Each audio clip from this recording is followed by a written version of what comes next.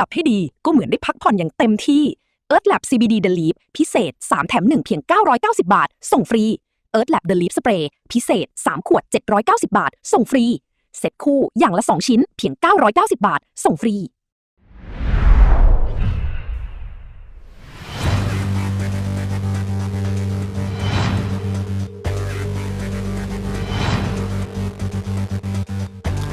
เปิดคลิปเขมรวิ่งป่าราบการหนีตม.ไม่รอดสารภาพสิ้นอดอยากยอมโดนไทยจับค่ะจากกรณีที่เมื่อวานนี้ค่ะ18สิงหาคม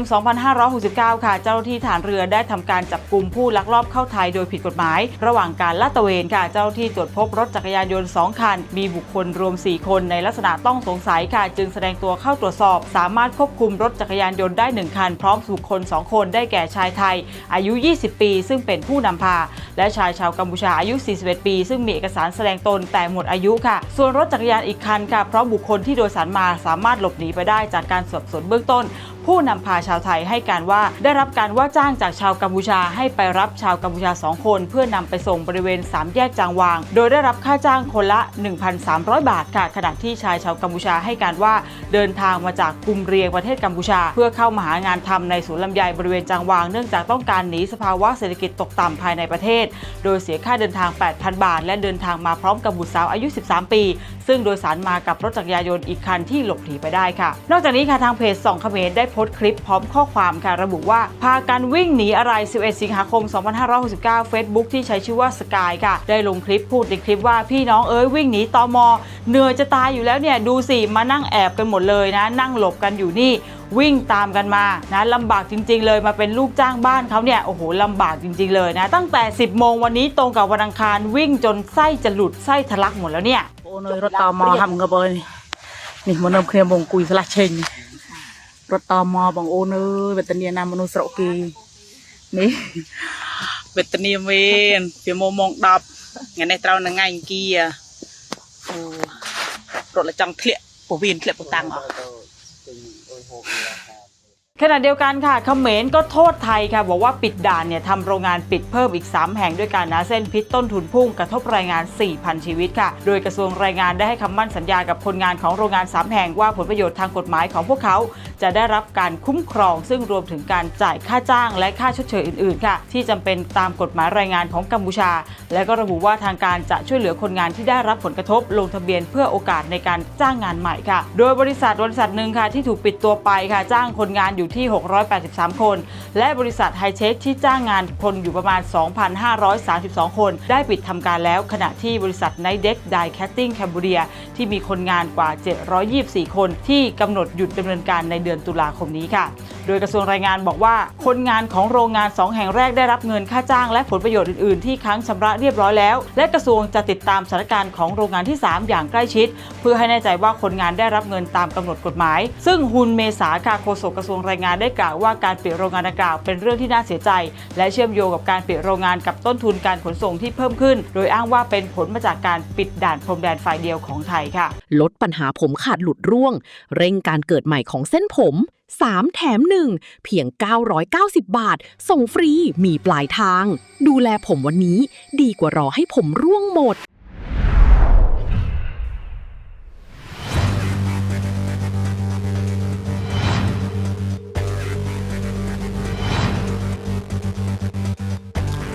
จีนลอยแพย้ายฐานหนีปิดอีก3โรงงานค่ะตกงาน10,000สั่งลงโทษเขมรหือประท้วงค่ะจากกรณีที่มีรายงานว่ามี3โรงงานในกัมพูชาค่ะที่กำลังจะปิดตัวลงนะแล้วก็ล่าสุดค่ะทางเพจส่องเขมรได้โพสต์ข้อความแล้วก็คลิปค่ะระบุเอาไว้บอกว่า18สิงหาคม69คนเขมรรวมตัวกันประท้วงกับนายจ้างต่อหัวหน้าคนจีนในโรงงานที่สั่งทำโทษคนเขมรค่ะโดยระบุว่าสวัสดีพี่น้องทุกคนวันนี้โรงงานของพวกเรามีการประท้วงขับไล่คนจีนนะคะคนจีนคนนี้แย่มากเลยค่ะทุกคนตอนนี้ทุกคนชวนกันประท้วงเรียกร้องประท้วงให้ไล่ยายนั่นออกยายนั่นบังคับให้คนอื่นยืนตากแดดตอนนี้พวกเราเลยมารวมตัวประท้วงยืนตากแดดกันบ้างไล่ยายนั่นออกไปตั้งแต่เมื่อวันศุกร์แล้วบังคับให้คนอื่นยืนตากแดดยายคนจีนหัวหน้าคนงานคนนี้แย่มากจริงๆค่ะพี่ๆตอนนี้พวกเราประท้วงเรียกร้องให้ปลดไล่ออกยายนั่นเป็นถึงผู้จัดการเลยนะคะพี่ๆกับกอง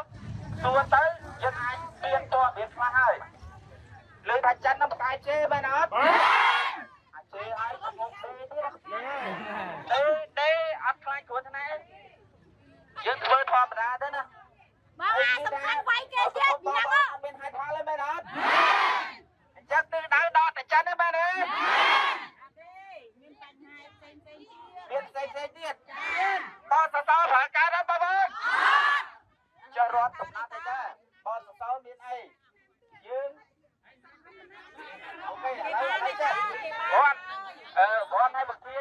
លក្ខខណ្ឌការងារទៅឲ្យយើងតោះអានេះឲ្យច្បាប់ខ្ញុំសូមបងប្អូនយើងមានក្តាមសិនយើងអ្នកចូលរួមដល់ឯម្សិលមិញអ្នកណាគេអាចមកមុខទេយើងទុកចិត្តបានទេបងណាគេអ្នកចូលដល់ដល់ណានេះចាប់ខ្ញុំប្រាប់បងប្អូនតែពីច្បាប់បងប្អូនចង់គ្នាអត់តោះគ្នាអត់ហ៊ានអត់ហ៊ានតែយើងហ៊ានទៅតាមផ្លូវច្បាប់លក្ខខណ្ឌការងាររបស់យើងណាបងប្អូនណាឥឡូវខ្ញុំដឹងណាសួរមកត្រួសមិញបងប្អូនថាក្តៅហើយទៅដកចិនតាមពិតទៅបើលក្ខខណ្ឌការងារច្បាប់ស្តីពីការងារជំរុញដោយអំពើអាក្រក់ការជេរការមើលងាយដាក់បណ្ដាសាយហ្នឹងជំរុញដោយអំពើអាក្រក់មេត្រា83យើងអត់ចង់បានអីទេយើងចង់ថាទីក្រុមហ៊ុនគួរតែអនុវត្តផ្លូវច្បាប់ជាការអនុវត្តផ្លូវច្បាប់ភាគីកម្មករទាំងអស់គាត់ស្នើសុំឲ្យដកអចេចិនដល់អត់ដល់តែឯងបកាយជេរពេកដកពេកបណ្ដៃឈោហាក្រៅទៀតបណ្ដៃបានទេឲ្យឈោហាថ្ងៃក្រៅបាទទៅរត់តកម្មបាទ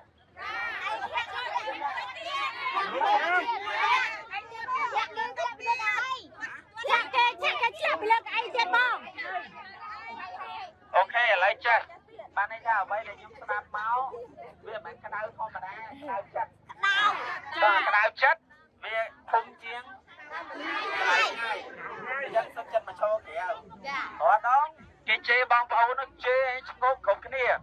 តែថ្ងៃនេះគឺមកទាំងអស់គ្នាដោយសារទ្រាំមិនបានបែរណាតែពេលខ្លះគេជេរលួចជេរគេចាត់វិញទៀតណាគេបានជេរផ្ទាល់បែរណាទៅអត់បានហៅមួយបែរ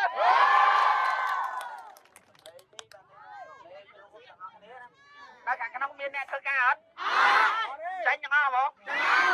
លើថាអ្នកនាំចេញទាំងអស់ហ្នឹងតែក្បាលម៉ាស៊ីនហ្នឹងណាតទៀតចាញ់ទៀតមែនអត់មែនចុះគេជេររៀបអស់ហើយនោះមានអត់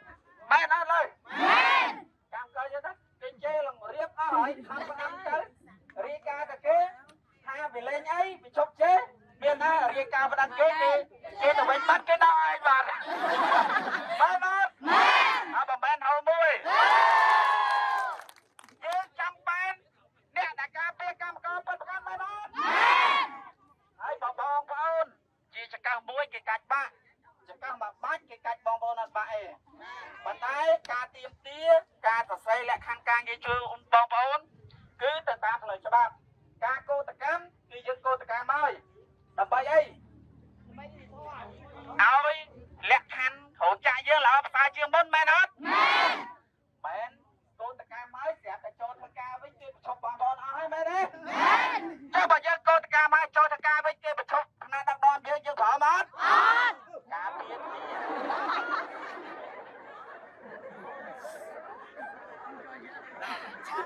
ហើយចេះតើអូខេចឹងណា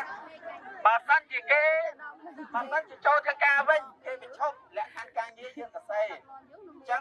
មេយើងតែផ្សះផ្សាគ្នាណាចំណុចដែលផ្សះផ្សាគ្នា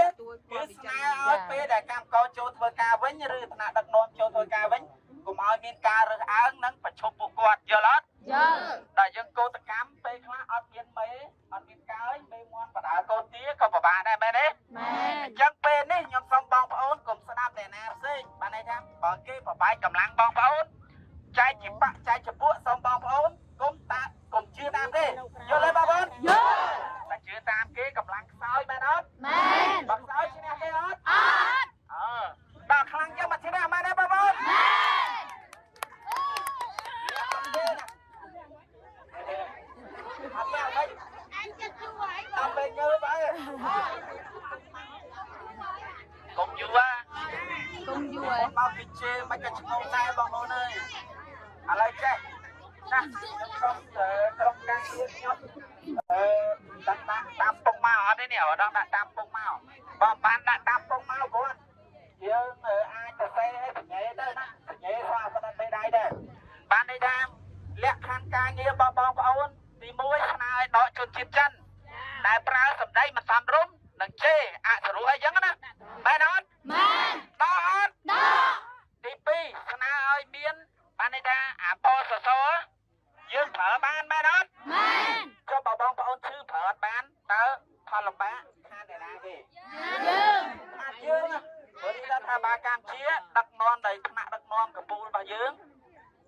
បានបង្កើតបទសរមកបងប្អូនដឹងថាមានអត្ថប្រយោជន៍អីខ្លះច្រើនណាស់ឈឺមើលជំងឺអត់អស់លុយមែនទេ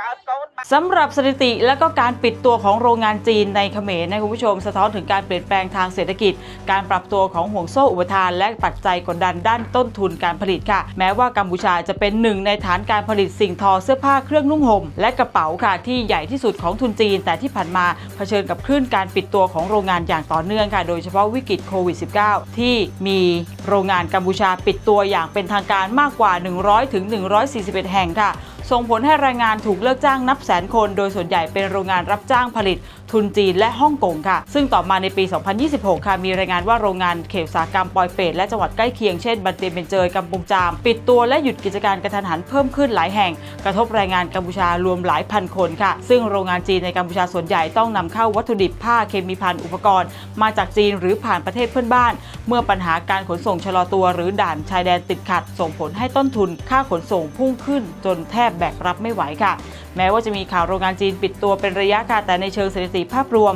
การลงทุนจากจีนในกัมพูชาค่ะยังคงครองอันดับ1ค่ะคิดเป็นสัดส่วนมากกว่า